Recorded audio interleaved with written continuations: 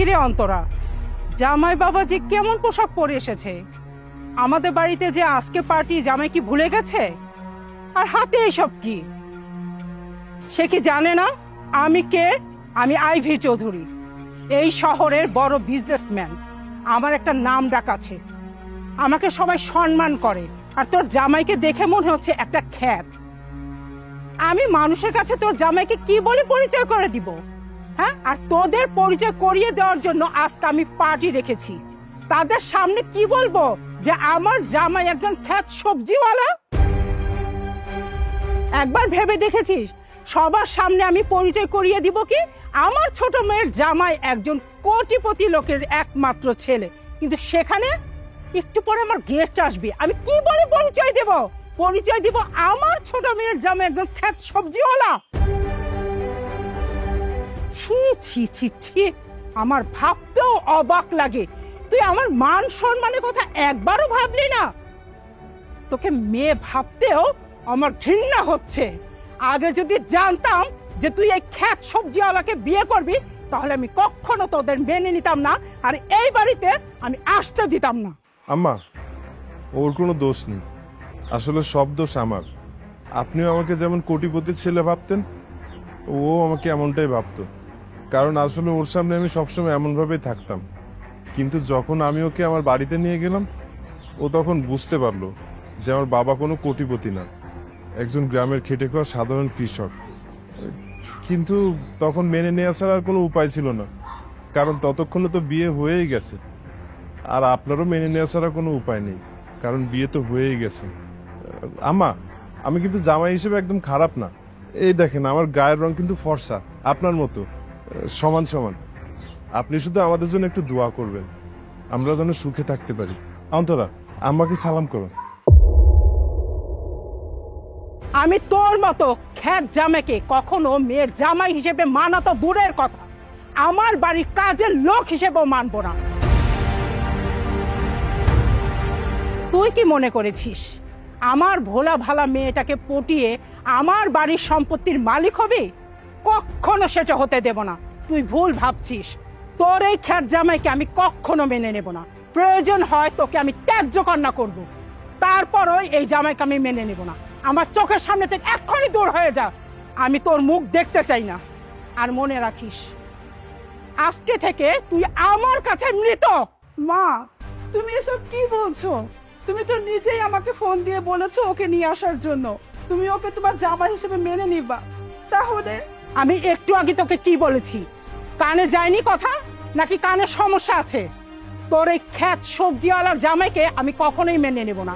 আমি মেনে নিয়েছিলাম, আমি জানতাম যে তোর জামাই একজন কোটিপতি, কিন্তু সেটা তো না। তুই তো ভালো করেই জানিস গরিবদের আমি দুই চোখ পেতে দেখতে পারি না, আর গরিবদের দেখলে আমার গায়ে অ্যালার্জি হয়। তুই এক্ষুনি আমার সামনে থেকে তোর জামাইকে নিয়ে দূর হয়ে যা। আরে আরে আম্মা, এইটা কি করছেন আপনি? বাড়ির নতুন জামাই, তাকে কি কেউ এভাবে বাড়ির গেট থেকে তাড়িয়ে দেয় নাকি? আপনার যদি কোনো অ্যালার্জি সমস্যা থাকে, ঠিক আছে, একটা অ্যালার্জির ওষুধ খেয়ে নেন। তাছাড়া বাড়ির নতুন জামাইকে এভাবে তাড়িয়ে দিচ্ছেন, এটা আমার কাছে ঠিক মনে হচ্ছে না। সবচেয়ে বড় কথা হচ্ছে, উনি হচ্ছে আমার শালীর হাজবেন্ড, তাকে তাড়িয়ে দিলে তো আমার একটু কষ্ট লাগবে। আম্মা, আপনি বুঝেন না কেন? আরে বড় জামাই, তুমি এসব কি বলছো? তুমি কি জানো এর পরিচয় কি? আম্মা, তার পরিচয় যাই হোক না কেন, সবচেয়ে বড় কথা হচ্ছে সে এই বাড়ির জামাই, আমিও এই বাড়ির বড় জামাই। আমি একটা জামাই হয়ে আর একটা জামাইকে অপমান করে তাড়িয়ে দেবেন, এইটা আমি কখনো মানতে পারবো না। অন্তরা, তুমি দীপ্তকে নিয়ে ঘরে যাও, আমি বিষয়টা দেখছি। চলো দীপ্ত, ভিতরে চলো। আম্মা, আমি আপনাকে অনেক জ্ঞানী মনে করেছিলাম, কিন্তু আপনি কিভাবে এরকম একটা বোকার মতো কাজ করলেন? আপনি যে এরকম একটা বোকার মতো কাজ করবেন সেটা আমি কল্পনাও করতে পারিনি। কখনো কি শুনেছেন শত্রুকে কাছে পেয়ে কিছু না করে তাড়িয়ে দিতে? কথায় আছে না, কাঁটা দিয়ে কাঁটা তুলতে হয়। যেমন সাপও মরলো আর লাঠিও ভাঙলো না। কি বলো সাথী? হ্যাঁ, তোমার কথার মানে তো আমি বুঝলাম না বাবা। আম্মা,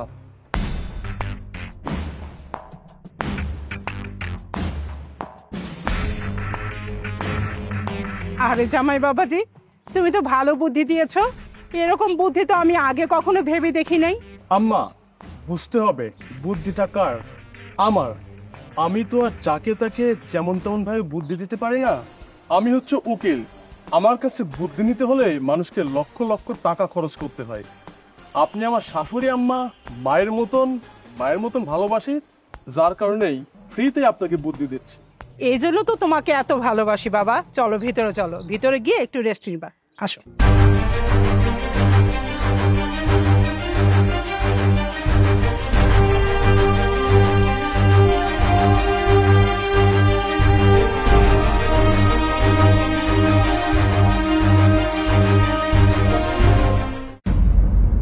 কিরে অন্তরা, তোর জামাইকে নিয়ে এই ফল খাচ্ছিস?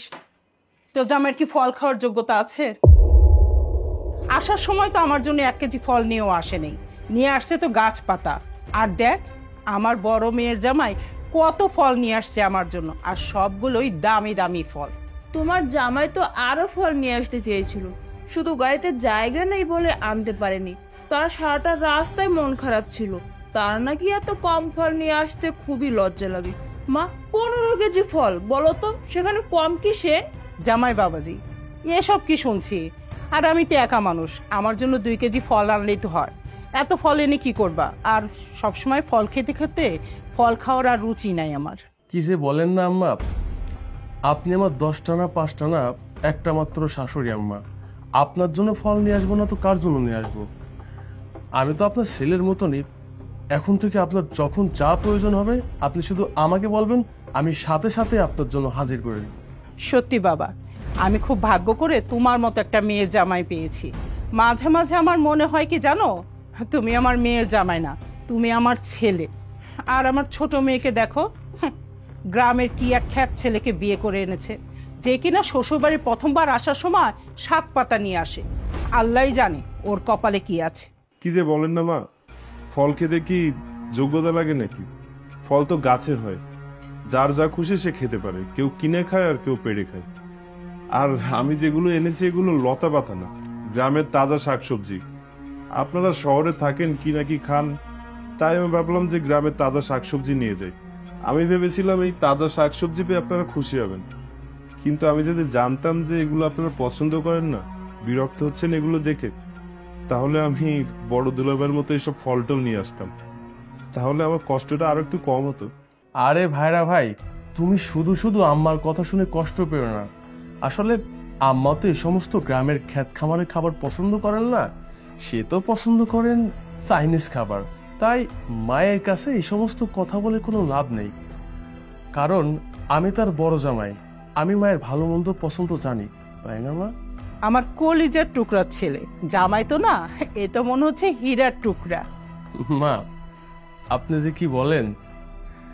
শোনো ভাইরা, মা তোমার শাকসবজি না খেলে কি হবে? তোমার শাকসবজি কষ্ট করে নিয়ে আসো গ্রাম থেকে, বিফলে যাবে না। এই শাকিল, এই শাকিল, এই যে শোনো, ওইখানে দেখো ব্যাগের মধ্যে টাটকা টাটকা সবজি আছে আর একটা গ্রামের সুন্দর মুরগি আছে।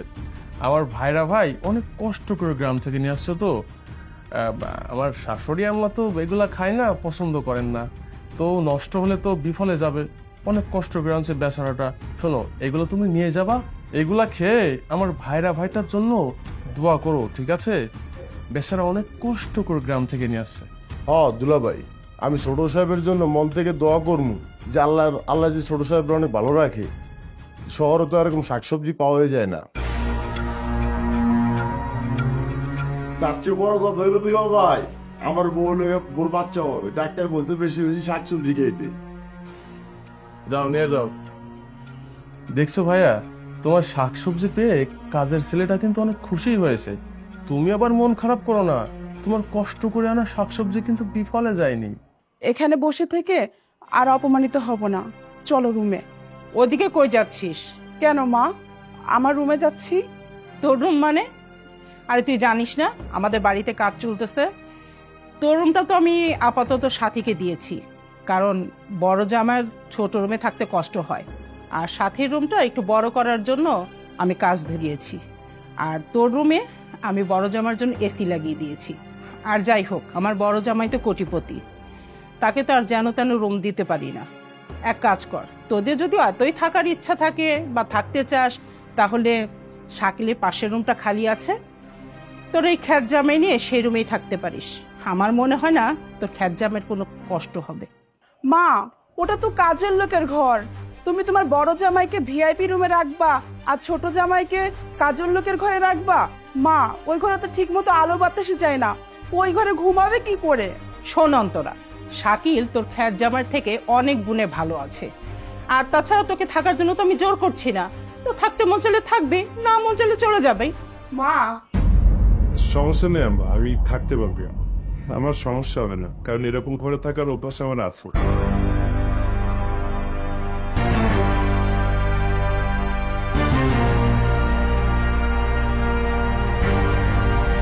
অন্তরা, কি ব্যাপার, তুমি এখানে বসে আছো? এদিকে আমি তোমাকে সারা বাড়ি খুঁজে আসলাম। আর কি হয়েছে তোমার, কাঁদছো কেন? কান্না করবো না তো কি করব? মা আর দুলা ভাই তোমাকে এমন ভাবে অপমান করলো, তুমি তো আমাকে কিছু বলতেই দিলে না। আচ্ছা দীপ্ত, তোমার পরিচয় লুকিয়ে কি করবা? তার থেকে বরং তুমি সবাইকে বলে দাও, তাহলে অন্তত সবার কাছে তোমাকে ছোট হতে হবে না। সময় হলো সব জানিয়ে দেব, কিন্তু এখন এসব নিয়ে মন খারাপ করলে চলবে? আচ্ছা, তুমি কি চাও যে আমার কাজ শেষ না করে আমি এখান থেকে চলে যাই? না না, আমি এটা চাই না। তাহলে এভাবে কান্না না করে রুমে চলো, আমার শরীর খুব ক্লান্ত, একটু বিশ্রাম নিতে হবে। আচ্ছা দীপ্ত, তোমার এখানে থাকতে কষ্ট হবে না? না, আমার কোনো কষ্ট হবে না, তুমি আমার সাথে যেখানেই থাকবে আমি সেখানেই থাকতে পারবো, আমার কোনো কষ্ট হবে না, কারণ তুমি আমার মানসিক শান্তি। এখন চলো।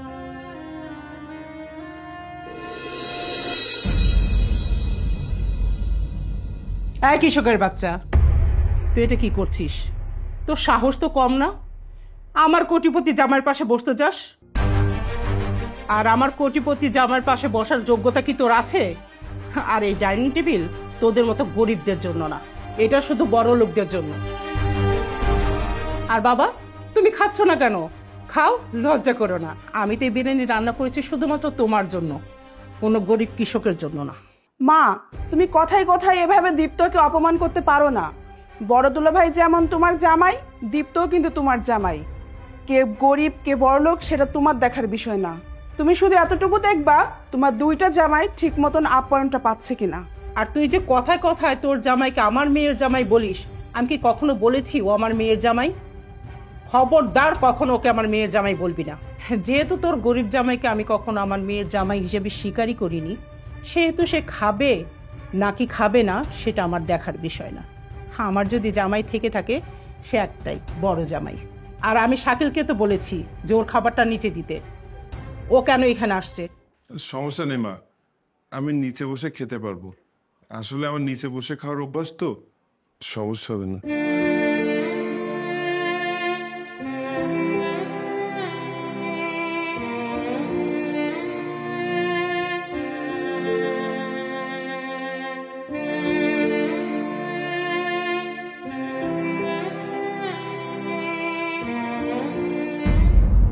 মা, আমার না আজকে খুব চিংড়ি মাছ খেতে ইচ্ছে করছে। বাসায় তো চিংড়ি মাছ নাই।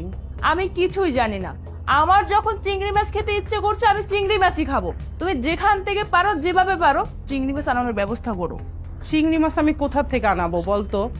শাকিল ওর মায়ের অসুস্থতার কথা বলে ছুটি নিয়ে বাড়িতে গেছে, চিংড়ি মাছ আমাকে কে এনে দিবে? আম্মা, আপনার ছোট জামাই আছে না, সে তো কোনো কাজকর্ম করতেই চায় না, তাকে একটু বাজারে পাঠান না, চিংড়ি মাছ কিনে নিয়ে আসো। ওই গ্রামের খ্যাত ছেলেটা যাবে এই দুপুরবেলা চিংড়ি মাছ আনতে? না গেলে পাঠানোর ব্যবস্থা করেন। আর তাছাড়া সে তো সারাদিন শুয়ে বসেই খায়, কোনো কাজকর্ম করতেই চায় না। আচ্ছা আম্মা, একটা কথা বলেন তো, এখনকার বাজারে একটা মানুষকে 1 মাস খাওয়াইতে গেলে কত খরচ হয়? এটা তো আপনি নিঃসন্দেহে বুঝেন। এই জন্য বলি কি, তাকে দিয়ে কাজকর্ম করাবেন। আর আরেকটা বুদ্ধি আপনার আমি শিখাই দিই আম্মা। এই যে ধরেন, আমাদের বাড়িতে এখন যে কাজের ছেলেরা আছে না, কাজের ছেলেটারে আপনি বাড়িতে পাঠাই দেন, পাঠাই দিয়ে আপনার ছোট জামাইটা দিয়ে কাজের ছেলে সমস্ত কাজকর্ম করাবেন। এতে আপনার টাকা পয়সাও বেঁচে গেল, কাজকর্মগুলোও ছোট জামাই করে দিল, ভালো হলো না? আর কাজের ছেলেদেরকে তো মানুষ এমনি দয়া করে খাবার দেয়, আপনিও না হয় আপনার ছোট জামাইকে একটু দয়া ময়া করে দিলেন। জামাই বাবাজি, তুমি তো খুব ভালো বুদ্ধি দিয়েছো। আমি তো কখনো এভাবে ভেবে দেখিনি। আমি এক্ষুনি যাচ্ছি ওই গরিবের বাচ্চাটাকে দিয়ে চিংড়ি মাছ আনাতে। অন্তরা, অন্তরা! কি হয়েছে মা, এত চিৎকার করছো কেন? তোমার জামাইয়ের মাথা ব্যথা করছে। তোর জামার মাথা ব্যথা করছে না কি হচ্ছে সেটা আমার জানার বিষয় না। বাজার যেতে বল। কি হয়েছে মা, কিছু লাগবে? খবরদার, তোমাকে না বলেছি আমাকে কখনো মা ডাকবে না। আমার বড় মেয়ে চিংড়ি মাছ ভুনা খেতে চেয়েছে, বাসায় চিংড়ি মাছ নেই। বাজারে যাও, চিংড়ি মাছ নিয়ে আসো। মা, তুমি কি পাগল হয়ে গেছো? এই ভর দুপুরবেলা ও যাবে বাজার করতে? তাছাড়া মা, তুমি ভুলে যেও না, ও আমার হাজবেন্ড, তোমার বাড়ির জামাই। ওকে বাজার করার কথা বলতে তোমার বিবেকে বাধা দেয় না? তোমার মেয়ের চিংড়ি মাছ খেতে ইচ্ছে করলে শাকিলকে দিয়ে আনাও, ওকে কেন বলছো? তুই তো ভালো করেই জানিস শাকিলের মা অসুস্থ, তাই ছুটিতে বাড়িতে গেছে। সে ছুটিতে গেলে তোমার বড় মেয়ের জামাইকে পাঠাও, তার বউয়ের মাছ খাইতে মন চাইছে, সে আনবে। শোন, আমার বড় মেয়ের জামাই তোর জামার মতো অকর্ম না, সারাদিন বসে বসে খায় না, সে কাজকর্ম করে খায়। আর এতদিন পর সে আমার বাড়িতে বেড়াতে এসেছে। ও হচ্ছে কোটিপতি বাবার একমাত্র ছেলে, ওকে কি করে মাছ আনতে বলবো? আর তোর জামাই তো শ্বশুর বাড়িতে বসে বসে খাচ্ছে, কোনো কাজকর্ম করে না। শ্বশুর বাড়িতে খেলে ইট্টাটুক তো কাজ করতেই হয়। সে তোমার বাড়িতে বেড়াতে আসছে অনেক দিন পর, আর আমার জামাই মনে হচ্ছে প্রতিদিন আসে, তাই না? মা, তুমি ভুলে যেও না, আমার স্বামীও কিন্তু এই বাড়িতে প্রথম এসেছে। অন্তরা, তোমাকে না কতবার বলেছি আমার কারণে মায়ের সাথে ঝগড়া করবে না, তুমি তারপরও আমার জন্য মায়ের সাথে ঝগড়া করছো। এগুলো আমার একদমই পছন্দ না। মা, আমি শাকিলের রুম থেকে বাজারের ব্যাগ নিয়ে বাজারে যাচ্ছি, চিংড়ি মাছ আনছি, আমার কোনো সমস্যা নেই।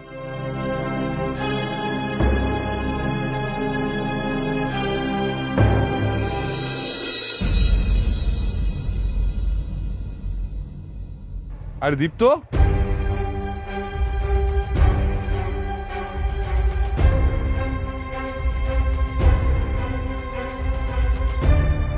কিরে দীপ্ত, তোর এই অবস্থা কেন?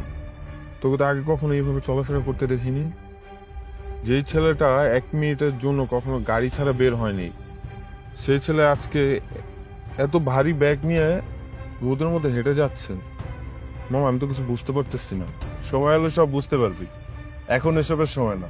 তো তুই এই রাস্তা দিয়ে হঠাৎ কোথায় যাচ্ছিস? আমি একটা বিজনেসের কাজে যাচ্ছিলাম, হঠাৎ রাস্তা দিয়ে দেখতে পেলাম তোর মতোই একজন। পরে দেখে আসলে ওটা তোর মতো না, তুই। কিন্তু বন্ধু, তোর এই অবস্থা কেন? আর আমার তো মাথায় কাজ করছে না, আমার মনে হচ্ছে আমি স্বপ্ন দেখছি। স্বপ্ন না, এটা বাস্তব। কিন্তু কেন এমন করছি সেটা সময় হলে তোকে বলবো। শুধু তোর কাছে একটাই রিকোয়েস্ট, আমার এই অবস্থার কথা আপাতত কাউকে বলিস না। আচ্ছা, আমি তাহলে আসি। আমি এবার ঠিক সময় মতো চিংড়ি মাছ না নিয়ে যেতে পারলে 12টা বাজবে। কিছু মনে করিস না বল, আমি আসি। যে ছেলেটা শহরে স্মার্ট ভাবে চলাফেরা করতো, সেই ছেলেটা গ্রামে খ্যাত হয়ে চলাফেরা করছে, ব্যাপারটা ঠিক বুঝতে পারলাম না। আল্লাহই জানে।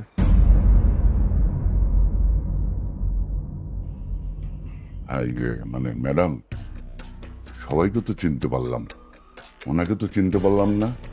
উনি কে? তার ছোট মামুনির হাজবেন্ডকে তো দেখছি না। আচ্ছা, ওই দিন পার্টিটা ক্যান্সেল করলেন, কোনো সমস্যা? আঙ্কেল, থামো, আমি বলছি। আসলে ম্যানেজার সাহেব, আমার যে পুরাতন কাজের লোকটা ছিল, ওর মা অসুস্থ থাকার কারণে ও বাড়িতে ছুটিতে গেছে। আর কয়েকটা দিন হলো একে আমি নতুন কাজের লোক হিসেবে জয়েন করাইছি, এই জন্য আপনি চিনেন নাই। ওই দিন পার্টিটা ক্যান্সেল করব না তো কি করব? যার জন্য পার্টি দেও সেই তো ছিল না। আমার ছোট মেয়ের জামাই বিজনেস করে, আর বিজনেসের কারণে তাকে দেশের বাইরে যেতে হয়েছে, তাই বাধ্য হয়েছি পার্টিটা ক্যান্সেল করেছি। আর যে কোনো সময় পার্টিটা আবার দিয়ে দেব। ও আচ্ছা, কোনো ব্যাপার না, অন্য একদিন দেখা যাবে। হ্যাঁ ম্যাডাম, আমি তাহলে আসি। কাগজপত্র তো সব সাইন শেষ স্যার, তাহলে কাল থেকে ম্যাডামের জায়গায় আপনি জয়েন করেন।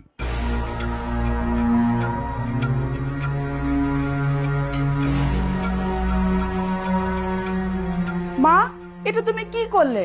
ম্যানেজার আঙ্কেলের সামনে দীপ্তকে তুমি কাজের ছেলে হিসেবে পরিচয় করে দিলে। তো কি বলে পরিচয় দিব? মেয়ের জামাই বলে? আর ওকে মেয়ের জামাই বলে যদি পরিচয় দেই, আমার কি মান সম্মান থাকবে? আর সবাই বলবে কি আইভি চৌধুরীর মেয়ের জামাই একজন সবজিওয়ালা। আর এজন্যই তো আমি বুঝে শুনে ঠিক মতো পরিচয়টা দিয়েছি। আর তাছাড়া এখন তো ও আমাদের বাড়ি কাজের লোকই, তাই না? মা, তোমার এই টাকার অহংকার তোমাকে ধ্বংসের পথে নিয়ে যাবে। আর তুমি এই বড় জামাই করছো না, একদিন বিপদে পড়েই দেখো এই বড় জামাই তোমাকে ফেলে রেখে চলে যাবে। অনেক হয়েছে, আমি আর এক মুহূর্ত এই বাসায় থাকবো না। দীপ্ত, ব্যাগ গুছাও, আমরা এক্ষুনি এখান থেকে চলে যাব। তো যা, আমি কি তোদের এখানে তেল মালিশ দিয়ে রেখেছি? আর তোরা যদি এবারে থেকে চলে যাস তাহলে আমার ঘাড়ের বোঝাটা অন্তত নেমে যায়।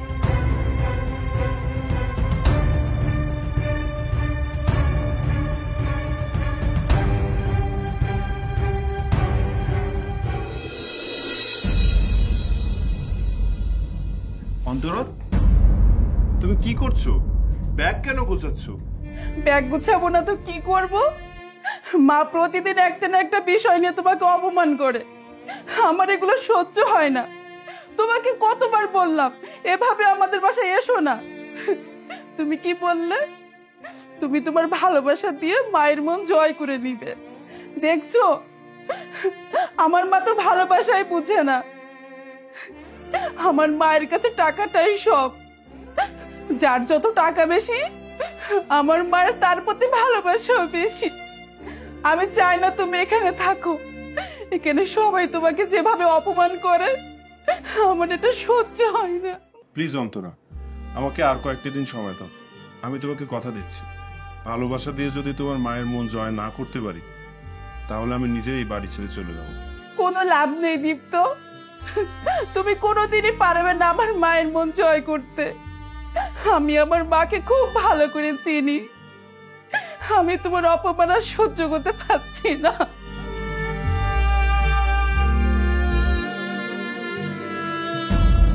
অন্তরা, সাথী, তোদের জামাই নিয়ে এদিকে আয়। কি হয়েছে মা? তোদের জন্য কিছু কেনাকাটা করেছি। জামাই বাবাজি, এখানে তোমার পছন্দের কিছু ব্র্যান্ডের পোশাক আছে, আশা করি তোমার পছন্দ হবে। আর এরপরও যদি তোমার কোনো কিছু প্রয়োজন হয় তুমি ম্যানেজারের কাছ থেকে 1 লাখ টাকা নিয়ে তোমার পছন্দ মতো কিনে নিবে। মা, আপনি তো জানেন আমি বাইরের পোশাক ছাড়া পরি না। যেহেতু আপনি ভালোবেসে দিয়েছেন, ঠিক আছে, আমি এগুলো পরবো। জামাই বাবাজি, এগুলো বাহিরেরই পোশাক, 1 লাখ টাকা দিয়ে আমি কিনে এনেছি, তোমার পছন্দ হবে। আরে আম্মা, এসবের কি দরকার ছিল? এগুলো তো লাগতোই না আমার। দরকার ছিল না মানে? 100% দরকার ছিল। তোমাদেরকে দিব না তো কাকে দিব? আর আমার সবকিছু তো তোমারই। অন্তরা ধর, এখানে তোর আর তোর জামার কিছু পোশাক আছে, আশা করি তোদের পছন্দ হবে, কারণ এর আগে তো তোর জামাই কখনো এত দামি পোশাক পরেনি। মা, তুমি তোমার এক জামাইয়ের জন্য ব্র্যান্ডের পোশাক আনছো, আর এক জামাইয়ের জন্য ফুটপাতের পোশাক আনছো, মানেটা ঠিক বুঝলাম না। তোমার যদি তাকে পোশাক দিতে এতই কষ্ট হয়, না দিতা। তবুও এই পোশাক না দিলে তো বলতি, মা তুমি বড় মেয়ের জামাইকে পোশাক দিলে, আমাদের দিলে না, তাই পোশাক দিয়েছি। ঈদে আমার বাড়ির কাজের লোকদেরও আমি পোশাক কিনে দেই। আর তোর জামাই তো গরিব, তাকে কিনে দেব না? আর আমার মনে হয় না যে এর থেকে দামি পোশাক তোর জামাই পরে। এমনিতে তো তোর জামাই আমাদের বাড়িতে 200 টাকার শার্ট পরে এসেছিল, তারপর আমি ফুটপাত থেকে তো 500 টাকার গেঞ্জি কিনে দিয়েছি, এতে কম কিসের? মা, তোমার এই 500 টাকার দামি গেঞ্জি তোমার কাছেই রাখো, এত দামি গেঞ্জি আমার স্বামীর গায়ে উঠবে না।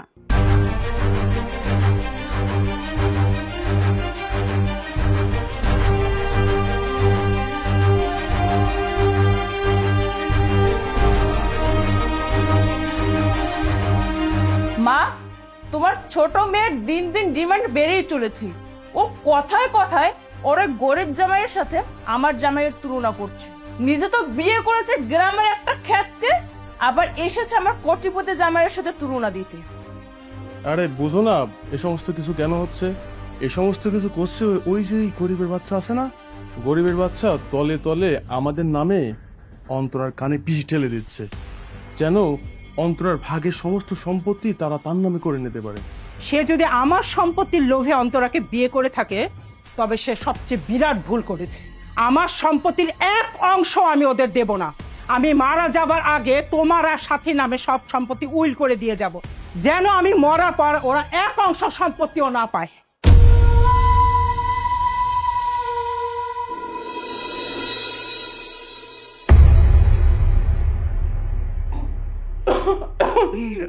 সাথী, সাথী, মা, মা কি আছে তোমার? মা, মা কথা বলো। মা কি আছে তোমার? ওই, এই, তুমি চুপচাপ দাঁড়িয়ে দাঁড়িয়ে কি দেখছো? দেখতে পাচ্ছ না আমার মা অসুস্থ? তাড়াতাড়ি হসপিটালে নিয়ে যাওয়ার ব্যবস্থা করো, গাড়ি বের করো। সারাদিন অফিস করে এসেছি, এখন আমি রেস্ট না নিয়ে তোমার মাকে নিয়ে হসপিটালে যেতে পারবো না। আর তোমার মা এতটা অসুস্থ হয় নাই যে তাকে হসপিটালে নিয়ে যেতে হবে। বাসায় রেখে যাও, ঠিক হয়ে যাবে। আর আমার মনে হয় তার একটু বদহজম হয়েছে, একটু পরে ঠিক হয়ে যাবে।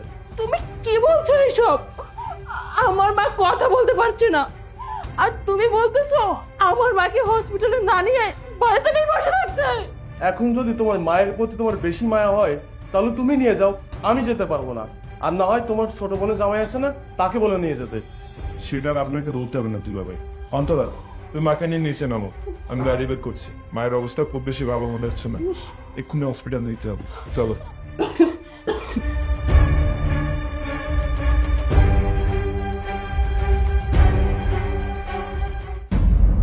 জান, আমার মনে হচ্ছে আমার শাশুড়ি আম্মা আমার সমস্ত প্ল্যান বুঝে গেছে। এখন খুব দ্রুতই তার সমস্ত সম্পত্তি আমার নামে করে নিতে হবে। তারপরে এই বাড়িটা বিক্রি করে আমি আর তুমি বাহিরে উড়াল দিব। আরে আমার বউয়ের কথা তুমি কেন চিন্তা করছো? আমার বউ হচ্ছে আমার হাতের পুতুল। আমি ওকে যখন যা বলি ও তাই শোনে। ওকে আমি কোনোভাবে ম্যানেজ করে নিব। জাস্ট তুমি ওয়েট করো, আমি তোমার কাছে খুব দ্রুতই আসতেছি। Wait wait. তার মানে তুমি আমার সাথে এতদিন যা করেছো সব নাটক করেছো, শুধুমাত্র আমার মায়ের সম্পত্তি ভোগ করার জন্য আমার সাথে ছলনা করেছো। শোনো, আমি বেঁচে থাকতে তোমার সেই মনের আশা কখনো পূরণ হবে না। আমি এখনই গিয়ে আমার মায়ের কাছে সবকিছু বলে দেব তোমার ব্যাপারে। যা করো আমার মা করবে। সেই সুযোগটা তুমি পেলে তো জানে মন, তুমি যেহেতু আমার সমস্ত কথা জেনেই গেছো, সো আমি এখন তোমার এমন অবস্থা করব যেন সারা জীবনের জন্য তোমার হাত দিয়ে ব্যথা নেমে হয়।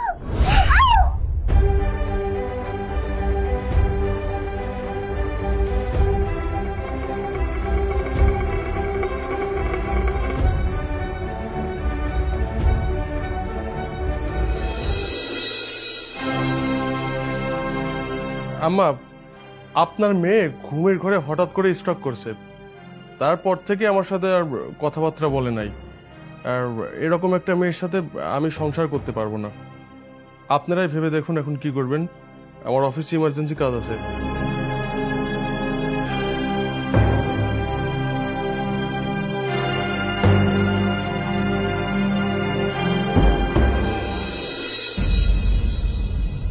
মারে, মন খারাপ করিস না,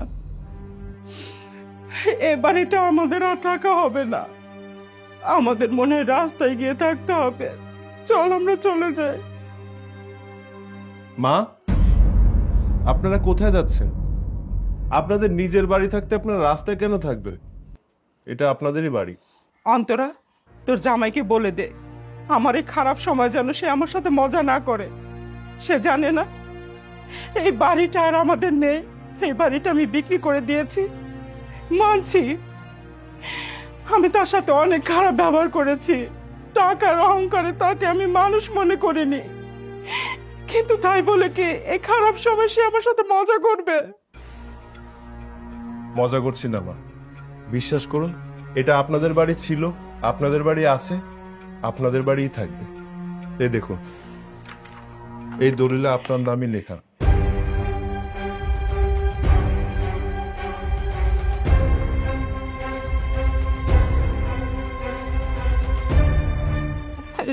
সত্যি তো, এখানে তো আমারই নাম লেখা আছে, কিন্তু এটা কি করে সম্ভব? এটা তো গতকালকে আমি আশরাফ গ্রুপের মালিকের ছেলের কাছে বিক্রি করে দিয়েছি, কিন্তু এখানে আমার নাম কি করে আসলো? আশরাফ গ্রুপের মালিকের একমাত্র ছেলে দীপ্ত চৌধুরী। আমি কোনো গরিব ঘরের সন্তান না, কোটিপতি বাবার একমাত্র সন্তান আমি। আপনি যখন বাড়িটি বিক্রি করতে চেয়েছিলেন, আমি তখন এই বাড়িটি কিনে নিতে চেয়েছিলাম, কিন্তু অন্তর আমাকে নিষেধ করেছিল। বুঝতে সময় দিয়েছিল যে কে আপন আর কে পর, বিপদের সময় কে পাশে থাকে আর কে পাশ থেকে দূরে সরে চলে যায়। তাই আমি আমার ম্যানেজারকে দিয়ে এই বাড়িটি কিনে নিয়েছিলাম। আপনি সিগনেচারও করেছিলেন, কিন্তু ভুলবশত আপনি আমার নামটা খেয়াল করতে পারেননি। তাহলে কেন তুমি আমাদের কাছে তোমার আসল পরিচয় দাওনি? কেন তুমি দিনের পর দিন গরিব সেজে আমাদের কাছে অপমানিত হয়েছো? কেন একবারও বলনি তুমি আশরাফ চৌধুরীর একমাত্র ছেলে? আসলে মা, অন্তরের কাছে যেদিন আপনাদের কথা প্রথম আমি শুনেছিলাম, সেদিনই ভেবেছিলাম যে গরিব সেজে আপনাদের এখানে এসে আপনাদেরকে পরীক্ষা করব আর আপনাদের মন জয় করব, বুঝাবো যে গরিবরাও মানুষ। আপনার মন মানসিকতার পরিবর্তন আমি করতে চেয়েছিলাম। আমি প্রথম থেকে বুঝতে পেরেছিলাম আপনি কার প্ররোচনায় পড়ে এমন হয়েছেন, কিন্তু আমার বিশ্বাস ছিল আপনি একদিন নিজের ভুলটা বুঝতে পারবেন আর আমাকে আপন করে নেবেন। কিন্তু আমি আসলে বুঝতে পারিনি যে তার আগেই আপনি এত বড় একটা বিপদে পড়ে যাবেন। যা হয় ভালোর জন্যই হয় বাবা। বিপদ না আসলে পরে আমি আসল মানুষ কখনোই চিনতে পারতাম না। টাকার অহংকার দিন দিন আমাকে অমানুষ করে ফেলতো। আমি তোমার সাথে অনেক বড় ভুল করে ফেলেছি বাবা, তুমি আমাকে ক্ষমা করে দাও। ছি ছি মা, আপনি এসব কি করছেন? আপনি আমার কাছে মাপ চাইছেন? আপনি তো আপনার নিজের ভুলটা বুঝতে পেরেছেন। আমার কষ্টটা সার্থক হয়েছে। আমার নিজের কোনো মা নেই তো, আমি চাই আপনি আমার সাথে সারা জীবন থাকবেন। কি থাকবেন তো?